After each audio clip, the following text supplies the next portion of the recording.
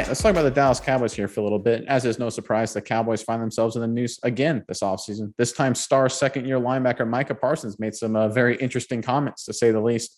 Miles, I know you have the story there, but before we get into that, Cowboys fans, comment below who your favorite Cowboy defender of all time is. Is it Parsons? Is it someone else? Let us know what you think.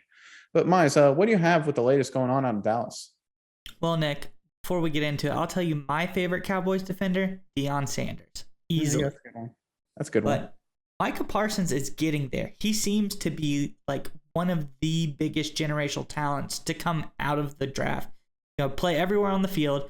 And last year, as a rookie, he was just a sack and a half off the rookie sack record set by Javon Curse in 1999. He had 13 sacks. Curse, 14 and a half.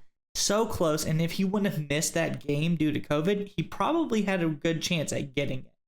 But in this interview with Cody Benjamin of CBS Sports, Parsons said that 15 sacks, one sack over, or half a sack over rather, the rookie sack record was his bottom line minimum. Like, that's what he expects to get as his baseline every year. His goal, his standard for every year is to beat the NFL sack record. He wants 23 sacks is his goal every year. Like, that seems pretty insane. But even more insane is I feel like he can probably do it. Don't you think?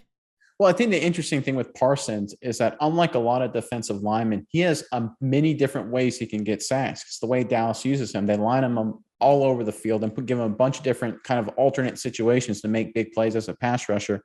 And I know we have a few examples of this going back to Parsons' rookie year, if you want to go ahead and pull that up. Yeah. But what we have, and we've got his very first sack actually was against the Los Angeles Chargers. Here you see him here on the top part of the screen, right after the snap, looking right at Justin Herbert. Here he lined up as the left defensive end. Defense is left. This was the game with obviously Gregory out and Lawrence out. So Parsons had to basically be a defensive end this game. He got a sack in this situation. This is just one way he can get a sack. Another way was against the Carolina Panthers later in the year. Here he is, just a typical, more standard off-ball, strong side kind of linebacker matched up directly head up on the running back. On this situation, he did just a standard linebacker blitz, a standard pressure, and sacked Darnold. Another example is, again, lining up at defensive end, but this time as the right defensive end. You look at the Kansas City Chiefs game here at the bottom of the screen, matched up one-on-one. By the way, that's Orlando Brown. That's a quality offensive tackle that he beat on this play to get a sack. So it's just another example of what Parsons can do. And here you go later on in the season against the New Orleans Saints. Here he lines up more as a kind of, it's sort of a 3-4 stunted 4-3 look. You see him walk on the edge on the outside there, but he's not there as a defensive end. He is there as a linebacker in this case. Here he blitzed off the edge and sacked Taysom Hill for a big loss and what ended up being a big Cowboys win. And finally, here is, again, a more traditional empty set for the offense. Parsons, an off-ball linebacker, timed the snap perfectly against Washington to sack Tyler Heineke, forced a fumble. Dallas picked it and scooped and scored.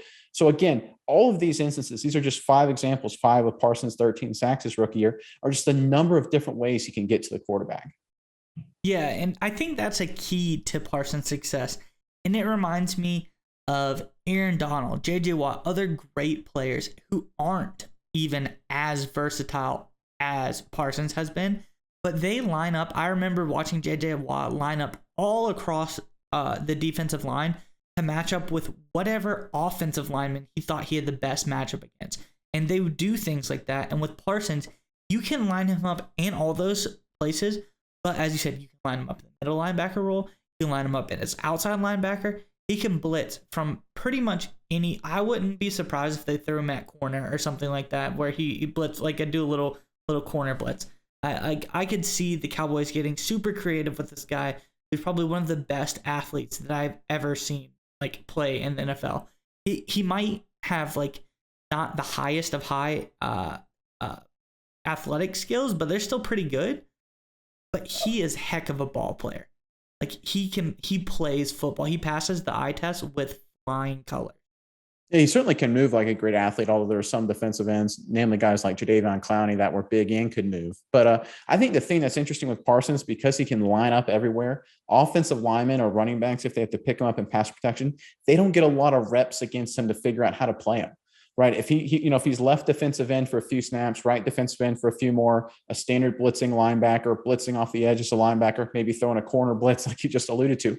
none of these linemen or running backs get enough chances to figure out how he plays over the course of the game to get used to him, learn how his moves, his speed, get accustomed to it. He basically gets like to match up one-on-one brand new against basically every offensive lineman or running back or tight end, whoever, over the course of the game. And that gives a guy with his, playmaking ability a big advantage.